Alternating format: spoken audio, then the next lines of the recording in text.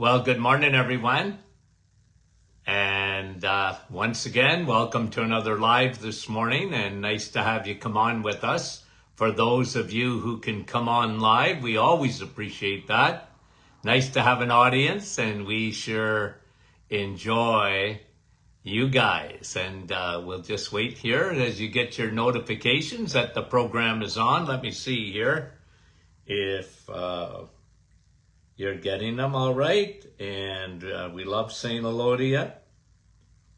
Okay. Here we go. Okay. You guys are great. Thanks for coming on, guys. We love you dearly. And let's see here if I can see some names. Okay. Trying this again.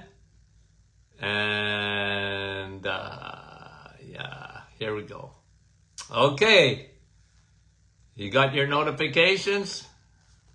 There you go. Okay.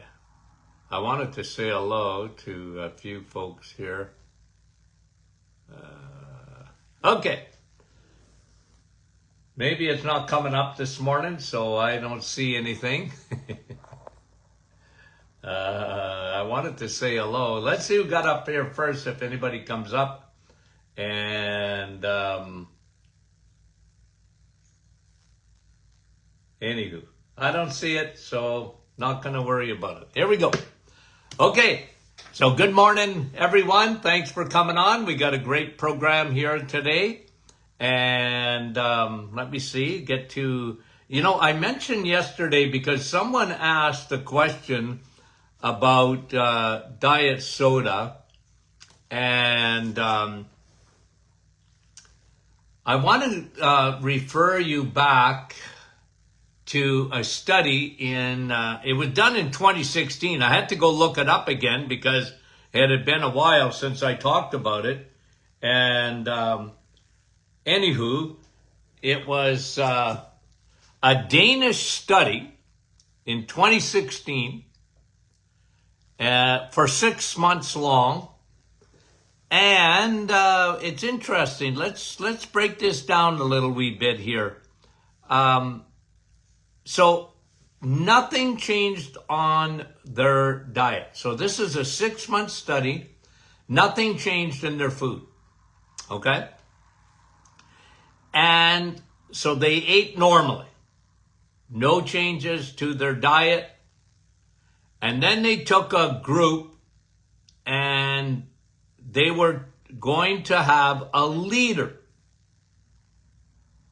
Okay? A liter of water, a liter of soda, a liter of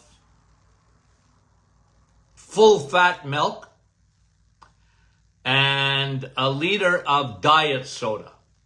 Okay, so they took this group, 6 months, no change in their diet, and one part of the group was given soda, Pepsi, Coke, whatever they gave them.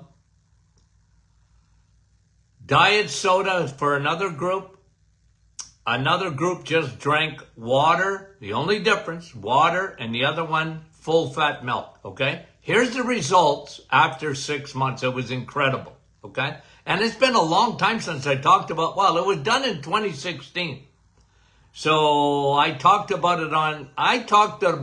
this, I remember talking about this study on my radio show before I did podcasting. And this is the results. So they ate normally. Remember, it wasn't food. It was just what they drank. Those who drank a liter of soda a day, they gained 22 pounds in 6 months. Incredible. When you drink fructose, guys, not a good thing. God wanted you to eat fruit, not drink it. So be very, very careful. 6 months, nothing changed except what they drank, and they drank a liter of soda a day, and they gained 22. The group, on average, gained 22 pounds in 6 months. You want to look at our society today? That's a huge issue. And like I talked to you about people that go into these coffee shops, Starbucks and whatever, and they get their lattes and it's full of sugar. They have no idea what they're doing with that body. 22 pounds of weight gain in 6 months just with one change, and that was drinking soda. The other group drank full fat milk, and you know what happened? Nothing. No weight gain. Okay? The other group drank only water. Oh, how often I got people in my office to change a habit. Just start drinking water. They lost, that group. The only difference, 1 liter of water. That's not enough, by the way. You need 2 liters. But they weren't drinking water, and this group started to drink water. They lost 5 pounds in 6 months. But you know me, I never even talk about water and weight loss. And for those, let's just do it again, because it's always worth. Oh, they only lost 5 pounds, Dr. Martin. What a waste of time. As I show you 5 pounds of fat, a foot long and 6 inches wide. Only lost 5 pounds, Dr. Martin. I heard that in my office a lot, okay? Especially from women. I only lost 5 pounds. My husband lost 20. I hate his guts. Okay? But 5 pounds, guys, when you lose 5 pounds of fat, you have no idea metabolically how good that is for you. So that group, they just drank water. That was the only difference. This was a very controlled study. They lost 5 pounds. Now, let me answer the question about diet soda. Okay? Because one group, the only difference was they drank diet soda for 6 months, and they gained 3.5 pounds. Why? Because people ask me that. I've been asked now. I told you guys this story. I'm sure I know I have. My dad, okay, found out he was a diabetic in 1968. Okay? I was 16 years old. My dad found out he was a diabetic. It changed his life. It changed my life. Little did I know when he came home with that diagnosis of diabetes. All I knew is my grandfather died of diabetes. I didn't know anything about diabetes. It was very rare in those days, by the way. But my dad changed his life, changed his habits the day after. And I'm not kidding you. He started exercising. We didn't even call it jogging. As far as I know, my dad was the first guy on the planet to go for a run. He started running on the spot, and my mother kicked him out of the house. Like, what are you doing? You're going to ruin my carpets. Okay? I think we had shag carpets in those days. I don't remember exactly. But my mom, out! What are you doing? You nutcase? My dad. And I'm telling you, it wasn't maybe a month or 2 months later. I said, Dad, and I was in high school, wake me up. I'm going running with you. I couldn't even walk around the block, never mind run. He got me going. But I watched my dad change his diet. And one of the things he did, in 1968 is drink diet pop. Oh, I said, Dad, you're drinking urine. Tab. What was the other one? I think it was called Fresca or something like that. I don't know. It was terrible stuff. He said, well, son, it's sugar diabetes. I can't have any more sugar. What? Yeah, I can't. No more sugar for me. Okay, I didn't understand all of it. But I'll tell you, when I got to school, when I started taking nutrition, I was being taught something wrong in school, and I said, nah, they're wrong.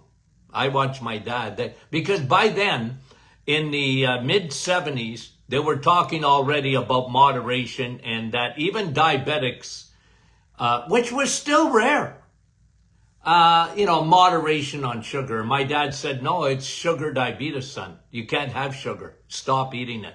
And guys, just before I continue on the study, I wrote this in one of my books a long time ago. It's the tale of two men.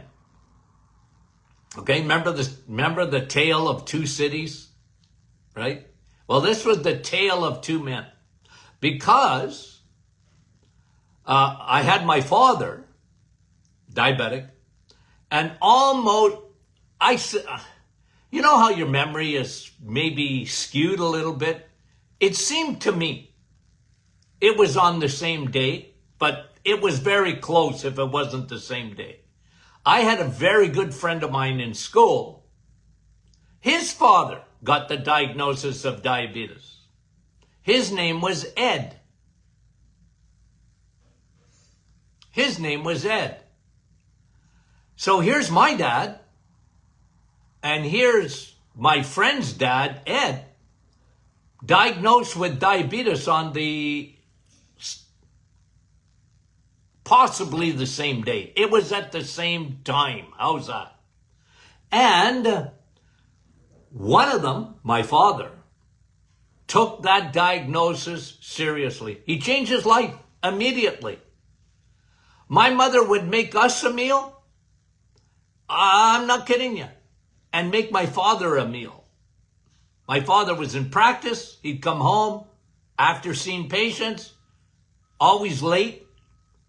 My mom would make a mistake. And I'm not kidding you. It was steak every night for my dad.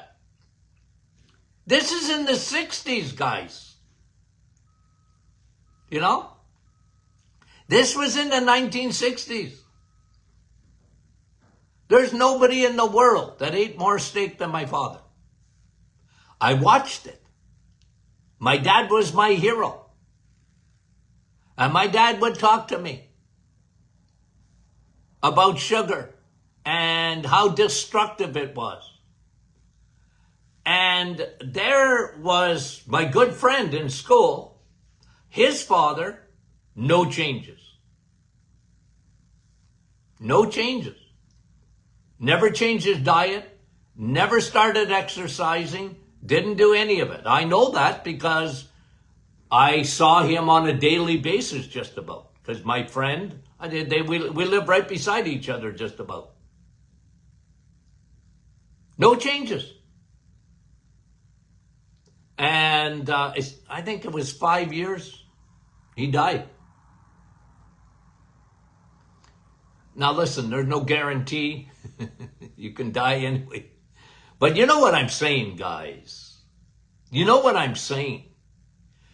My dad, he shouldn't have been drinking diet pop either. But in those days, he said, no, I'm not going to have, like my dad liked his rum and coke. He liked rye and ginger ale. My dad didn't have that no more. He just completely changed his lifestyle. I watched him do it. And this is why I was so passionate and why I had to undo. Like Mark Twain says, you know what education is? Undoing what you've learned. Like I went to school, I learned like the rest of them. nutrition. We did a lot of good things in nutrition, studied a lot of good things in nutrition and natural medicine, a lot of good things. But their diet, I'm sorry. A lot of it was get away from meat and vegetables are better than meat. I learned all that in school. I knew that wasn't true. I just knew it wasn't true. So this Danish study, kind of interesting, isn't it? 6 months, 22 pounds drinking soda. It was amazing to me. The results I used to get in the office when I saw patients, especially with either obesity, fatty liver, diabetes, just getting people to change what they drank. I remember doing this with a lot of men. I said, you see, I'm watching you. I know your numbers. I got your A1C. I'm going to watch and see what happens. Trust me. You put your trust in me. You waited several months to see me. Now I'm going to tell you what to do. Go home and do it. I can't go home with you, but one of the changes I want you to make is what you drink every day. Okay? So what are you going to do? Go home and drink water. I don't like water. I don't care. I really don't. You need to trust me. Drink water. I said, you like coffee? I love coffee. Good. Drink that too. I want you to drink water and coffee. What? Water and coffee. And I want you to change your habits with coffee. I don't want you to put any sugar in it. What? You heard me. It takes 21 days to form a habit. Now listen, Linda, and it wasn't usually Linda I had to talk to. It was men. It was Larry. Listen, Larry. Cut out the sugar. Don't drink sugar. You got it? You got the memo? You'll thank me later. So I want you to go home and change what you drink. Dr. Martin, I like Tropicana. I don't care. You can't have it. Stop it. No Tropicana. The #1 drink in North America, orange juice. Stop it. It ain't good for you. I don't care if it's freshly squeezed. Stop drinking juice. Drink water. Drink coffee. Coffee's going to help with diabetics. See, I used to teach them this. Coffee will help, especially if you have it with your meal. Coffee acts like metformin, which is a medication to regulate blood sugar that they give to diabetics. I said, well, I want to give you a drug that isn't a drug. It's a drink. You like coffee? Oh, I love coffee. Yeah, me too. Now drink it with your meal and you will regulate your blood sugar. It helps. I was light years ahead of people with that. I was probably one of the first guys on radio to tell people to drink coffee when everybody was telling you that coffee was acidic, when everyone was telling you that coffee was a diuretic, when everyone was telling you that coffee was no good for you. I never, ever, ever wavered from that. I said, no, you don't know what you're talking about. It's one of God's gifts to humanity. Isn't it wonderful? You can drink it. And I said, you'll form habits. If you get away from putting sugar in your coffee, trust me, in 21 days from now, you'll not want one little eensy, beensy, teensy, weensy bit of sugar in your coffee. You just got to get there. You got to suck it up, buttercup. You're a diabetic. Your A1C ain't good. Stop. See, guys, I was very much motivated by my father. I watched him. Okay? Danish study. 6 months. What a change. 22 pounds with soda. Now, let me give you some negative on diet soda. My dad didn't know this back in the day. Okay? He didn't really know it. We know it today. People used to ask me, I'm telling you, in the 70s and the 80s and the 90s, and Dr. Martin, what about diet soda? Well, it's probably a little bit better. When I used to hear this too. Oh yeah, well, regular soda is better than diet soda. No, it's not. Okay? Not even close. Okay? Let me just say that out at first. You can't drink 13, 14 teaspoons of sugar, soda, without that changing you metabolically big time. Okay? But diet soda, and the research is in now. Okay? Like when it first came out, and for several years, it was almost impossible to get any findings on what, all we know is diet soda wasn't giving you didn't get the sugar in it. Okay? Now there was aspartame and all the stuff they put in there. I always said, you know what? Hold your nose. I don't like it. But we weren't exactly sure what happens when you drink diet soda. Okay, and this study in 2016 just said if you drink diet soda and nothing else changes, you're going to gain weight. And I always sort of knew that because I watched many, many patients. They drank diet soda instead of drinking water, and they gain weight, even with the diet soda. Now, not like soda. And I tell you guys that I got thousands of people off of drinking juice and drinking soda. I got thousands of people over the years. I said, I'm going to send you home, and you're going to form a habit of changing your drinking. No more pop. No more soda. No more juice.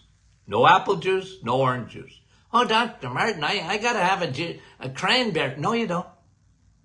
Drink water, drink coffee, and try and you can put cream in your coffee. You can't put milk in your coffee. You can put fat in your coffee if you have to. Okay? And I was very adamant about that. Very adamant about drinking. And if you were on the reset for 30 days, you didn't have any alcohol, by the way, either. I was emptying your liver. You can't drink alcohol and empty your liver. So I said, no, you got to cut the alcohol out for 30 days, okay? You want to have a drink after that? That's up to you. Okay, now listen. What does diet soda do? Okay, now the research is in. Okay, now the research is in. This is surprising, but it elevates insulin. Now, not like ordinary sugar does, but it still elevates. You still need your pancreas to secrete insulin.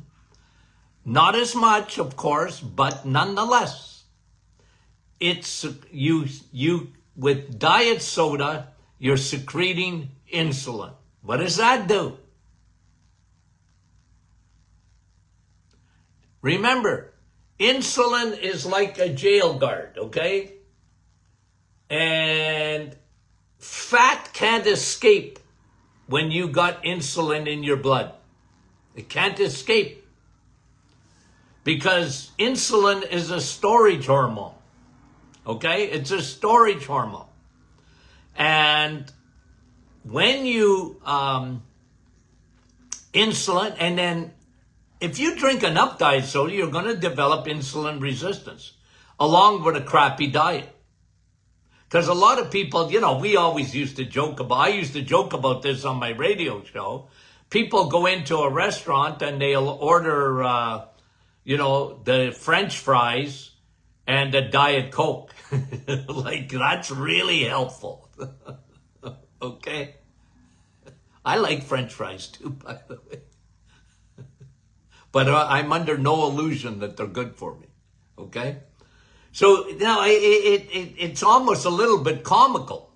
But anyway, so here's what we know with diet soda. One, insulin is elevated. Again, not like you're having a meal of crappy carbs. That's worse. Not like you're having a regular soda. That's worse for sure as far as insulin goes. Yeah, but you're still using insulin. You drink water, no insulin. You drink coffee, it's actually the reverse. You become less insulin resistant. You don't need any insulin for coffee. Nada. Zero. Water. No insulin needed. What's the biggest problem in our society today? Insulin resistance leading to metabolic syndrome, which leads to heart disease, cancer, Alzheimer's, diabetes, autoimmune, and yada, yada, yada. So when you use diet soda, you're using insulin. Two, you're getting fat storage with that. They go together. Fat storage. Insulin is a jail keeper. Let me show you. I think I have it in one of my books here. See if I can find that picture. I did this back in 2011. Oh, there's a traffic cop. Here it is here. Okay, I don't know how well you can see that. But you have fat is behind bars and insulin is the jail guard. Okay, that's the picture of it. Okay, fat is behind bars and insulin's the jail guard. So when you drink diet soda, fat can't escape. Got it? And then, thirdly, it disrupts your microbiome. Now, we've known that for about 10 or 15 years. I remember reporting this on my radio show. That the research was in on the microbiome, and people didn't even know what I was talking about.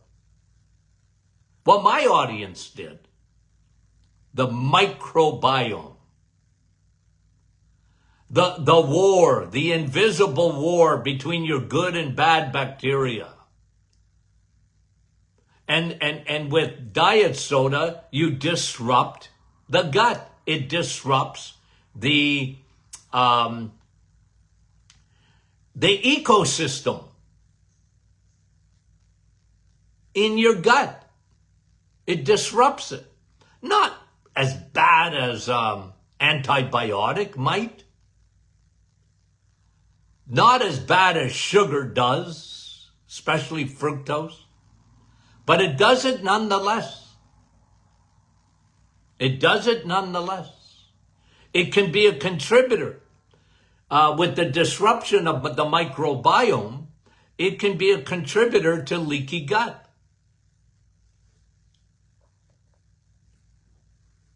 Interesting study, isn't it? That Danish study. What to drink? Drink water. You got 60,000 miles of blood vessels. Most people, they don't know it.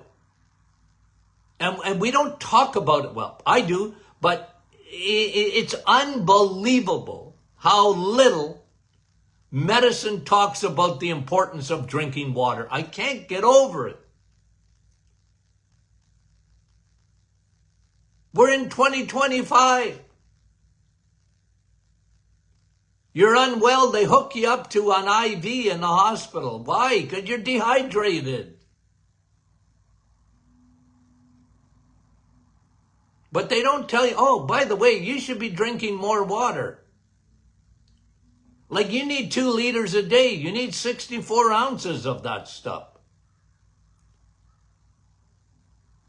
Your blood is like molasses. No wonder you're having high blood pressure. No wonder your kidneys don't work properly. No wonder you're not flushing out your toxins. You're not drinking water. And no wonder you're not losing weight, because folks that just started drinking water, they never had drank water before, they lost 5 pounds. In 6 months. Just water. That's it. No other change. They didn't even change their diet. So, 3 reasons not to drink diet soda. Insulin. Okay, got it. Fat storage. Got it. A lot of people, let's face it, people drink diet soda because they want to lose weight. They know that drinking ordinary soda is bad and all that sugar, and they're thinking calories. I don't think calories, I think insulin. You want to count carbs. Oh, doc, there's 0 carbs in diet soda. Yeah, I know. But you still need insulin. You'll develop insulin resistance. Your fat, it will hold on to your fat. We didn't know this. And it disrupts your microbiome. That's not good. That's not good. Drink water. Drink coffee. Got the memo? Okay. Love you guys. Talk to you soon.